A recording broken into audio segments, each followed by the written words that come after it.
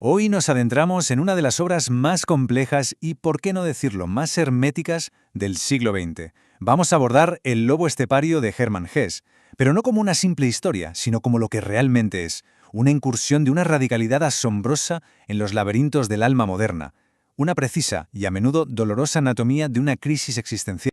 Para comprender la obra en toda su profundidad, es absolutamente crucial entender su origen. Nos tenemos que situar en el año 1927. La República de Weimar en Alemania se estaba desmoronando, con el fantasma del nacionalismo resurgiendo de las cenizas de la Primera Guerra Mundial. Y en medio de ese terremoto histórico, la propia vida de Hermann Hesse implosiona. Su segundo matrimonio fracasa estrepitosamente y cae en una depresión tan profunda que le lleva a contemplar el suicidio. Así que, como ven, esta novela es mucho más que ficción. Es un testimonio, es casi un grito lanzado desde el fondo de un doble abismo, el de una crisis personal y el de una crisis colectiva. Para desentrañar esta obra vamos a seguir un itinerario muy concreto articulado en 5 grandes etapas. Empezaremos con el contexto personal del autor en El invierno del alma. Después analizaremos el conflicto central del protagonista en La falacia de la dualidad. Veremos la afilada crítica de Hesse a la sociedad de su tiempo en La prisión del confort. Nos sumergiremos en el clímax casi psicodélico de la novela con El teatro mágico y, para terminar, intentaremos comprender la solución que propone Hesse en La risa de los inmortales. Vamos allá, empecemos con ese primer punto. Para descifrar la mente tan compleja de Harry Haller, el protagonista, primero tenemos que entender la de su creador, Hermann Hesse. Y es que la novela funciona casi como un espejo que refleja la profunda fractura existencial, política y espiritual que Hesse estaba viviendo en carne propia. Si observamos esta cronología, lo que vemos es una auténtica tormenta perfecta. Hesse, que era un pacifista convencido, se sentía como un extranjero espiritual en una Europa que parecía no haber aprendido nada de la reciente catástrofe bélica. Su vida personal, además, era un completo desastre, lo que le generó un sentimiento de desarraigo total. Esta implosión interna le obliga a enfrentarse cara a cara con sus propias sombras, y para no hundirse, busca herramientas en 2 sitios aparentemente opuestos, el psicoanálisis de Carl Jung y, curiosamente, la vida nocturna de los cabarets. De esa tensión tan violenta entre lo intelectual y lo dionisíaco, de ahí nace esta novela. Y de todo este caldo de cultivo, de todo este sufrimiento, emerge la figura de Harry Haller. Ojo, no es solo un personaje, es el alter ego, casi el doppelganger a través del cual Hesse se realiza una especie de exorcismo a sí mismo.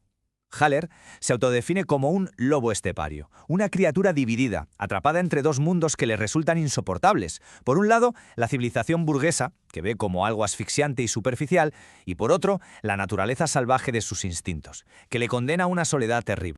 Y esto nos lleva directamente al núcleo filosófico de la novela. El gran tormento de Harry Haller no viene de fuera, del mundo que le rodea. Nace de una estructura mental que él mismo ha construido y reforzado. Una concepción trágica y sobre todo falsa de su propia alma, como si estuviera partida en 2 mitades que luchan a muerte entre sí. Este esquema visualiza a la perfección el autoengaño de Haller. Él se percibe a sí mismo como un campo de batalla. En una esquina tenemos al hombre, el intelectual, el espíritu refinado que ama a Mozart y a Goethe. Y en la otra esquina está el lobo, el instinto puro, la bestia solitaria y primitiva. Para él, su vida no es más que una guerra civil sin fin entre estas 2 facciones. Y aquí, justo aquí, es donde Hesse nos da la clave para entenderlo todo. El autor, que estaba muy influido por la psicología de Jung, nos dice que el problema no es que exista un lobo, una parte oscura. El verdadero error es esa simplificación tan bestia. La neurosis de Haller es el resultado directo de intentar meter con calzador la infinita complejidad de su ser en una simple dicotomía. Es una cárcel mental que él mismo se ha construido. Entonces, frente a esa idea falsa de la dualidad, la novela propone una visión del ser humano radicalmente distinta, con ecos de filosofías orientales. La verdadera naturaleza de nuestro ser no es dual, es múltiple. El yo no es una cosa única y dividida, sino más bien una constelación de miles de fragmentos de alma, un poliedro con muchísimas caras que están siempre cambiando. La sanación, por tanto, no consiste en que una parte gane a la otra, sino en aprender el arte de aceptar y dirigir toda esa orquesta interior. Pasemos ahora a la dimensión más social de la crisis de Haller, que se ve muy clara en su relación de amor-odio con el mundo burgués. Intelectualmente desprecia sus valores, pero al mismo tiempo es incapaz de vivir fuera de esa órbita que, en el fondo, le da seguridad. Esta dependencia es lo que alimenta gran parte de su autodesprecio. Pero, ¿qué es exactamente lo que Haller, y por extensión Hesse, detesta de ese espíritu burgués? Pues es su mediocridad, ese punto medio tibio que le tiene el mismo miedo a la santidad que al pecado, a la gran pasión que al gran sufrimiento. Es una vida de confort superficial, de orden y limpieza, que funciona como una jaula de oro para el espíritu, porque anestesia a la gente y la vuelve ciega a la barbarie que se está gestando fuera de sus cómodos salones. Y justo cuando parece que Haller está atrapado para siempre en este bucle, irrumpe Hermine. Ella es la encarnación de su ánima, que en la psicología de Jung es el arquetipo del alma femenina interior, y actúa como el catalizador que hace saltar por los aires su aislamiento. Hermine le obliga a bajar de su torre de marfil intelectual y a conectar con todo lo que él había reprimido, los sentimientos, las sensaciones, el cuerpo. Le enseña a bailar, a escuchar jazz, en definitiva, a vivir en la superficie, que él tanto despreciaba, como un camino válido para llegar a la profundidad. Esta iniciación en el mundo de los sentidos le conduce al clímax surrealista de la novela, que es una de las construcciones literarias más audaces del siglo XX. El teatro mágico no es un sitio físico, es un estado de conciencia, un espacio donde la lógica normal deja de funcionar y el ego, entendido como una identidad fija, se deconstruye pieza por pieza. El viaje de Haller por el teatro es una metáfora muy clara del proceso de individuación de Jung. Para empezar, la entrada es solo para locos, lo que significa que hay que abandonar la tiranía de la razón. Una vez dentro, un maestro de ajedrez le enseña que su personalidad no es una sola pieza, sino un conjunto infinito de figuras con las que se puede jugar. Y la liberación final exige un acto de violencia simbólica. Tiene que asesinar a su ego rígido y sufriente para poder renacer a una forma de ser mucho más fluida y compleja. Y esta es la lección, demoledora pero a la vez liberadora, del teatro mágico. La identidad no es algo fijo, no es una roca, sino una construcción, casi un juego.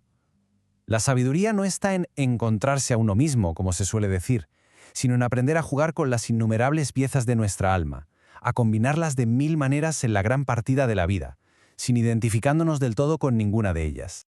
Llegamos así a la solución final que nos propone Hesse para la angustia existencial, y es una solución muy particular, nada romántica. No es la fe, no es la razón, ni siquiera es el amor, es el humor. Pero claro, no hablamos de contar chistes o de ser irónico. Hesse se refiere a un tipo de humor metafísico. Es una actitud espiritual que permite a la persona tomar una perspectiva casi cósmica sobre su propia vida. Es una forma de desapego que no ignora el sufrimiento, sino que lo ve desde arriba, lo trasciende y lo transforma, reconociendo el papel que juega en el gran tapiz de la existencia.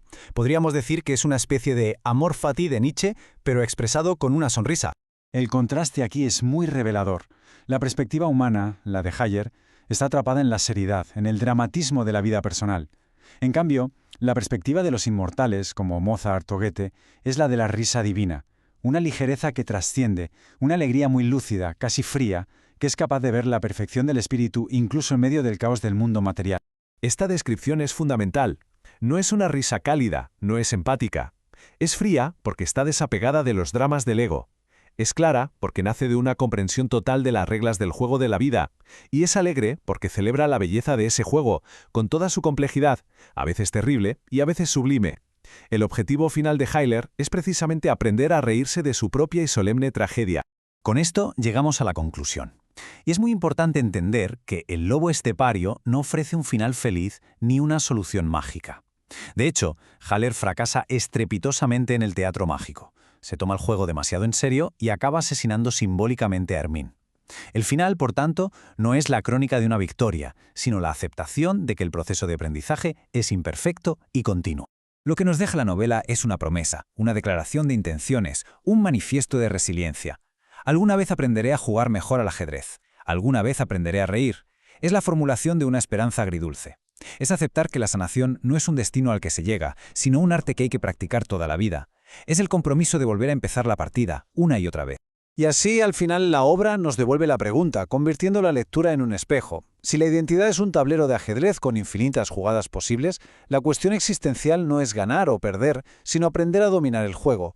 La pregunta, por tanto, resuena en nuestro interior. ¿Qué piezas movemos, de forma consciente o inconsciente, en nuestro propio tablero? La respuesta quizá no sea otra cosa que el mismísimo arte de vivir.